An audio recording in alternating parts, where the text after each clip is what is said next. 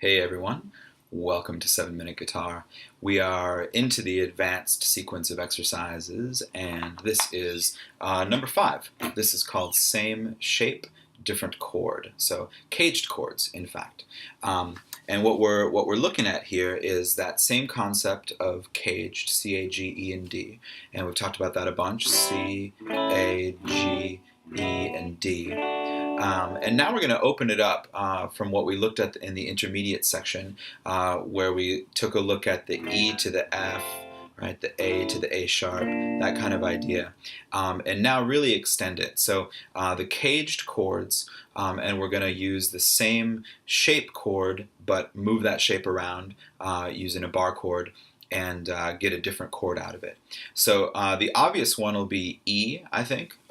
So if I start with my E, there's E, and if I kind of go in order, I actually want to do caged, right? So I have to start on fret 8, there's C,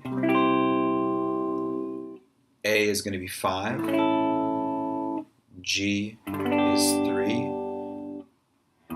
E of course is open, and D is 10, right? So as you move through the sequence, you're going to think about C, A, G, E, D, and it'll also get you used to knowing the notes on your fretboard really well. So C, A, G, E, D.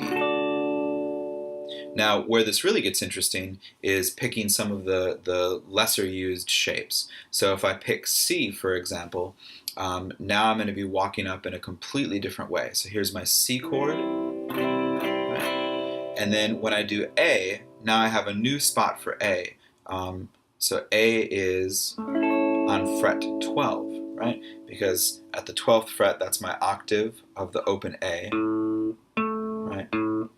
So that's fret 12, and then I'm barring and playing a C chord. So these 3 fingers here make up the C chord, just like the C chord was down here. So that's my concept. So there's A, right? G is back 2 frets. Right, here's E, and here's D. So there you have it. And it's going to walk through for all the different chords. You'll notice with A, that's going to feel similar because we already practiced that one. With the G, that's a little bit different because when I play my C chord with a G shape, now I could do it like this with kind of a tricky stretch here and get the pinky down, but it makes a little more sense, I think, to just use this and then ditch the first string entirely.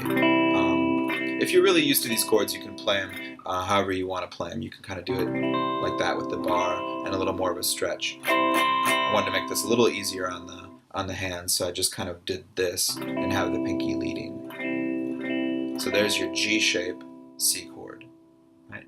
And then A is here, G of course is G, E is going to be way up here, there it is, and then D. So that's the idea. So moving that shape around, that's a great warm-up, I think, because it moves you up and down the fretboard, gets you used to that same shape and how it applies to different places on the fretboard, and you are your own capo, obviously, when you're doing that sequence. That's all for now. Thank you for watching, and we'll see you next time.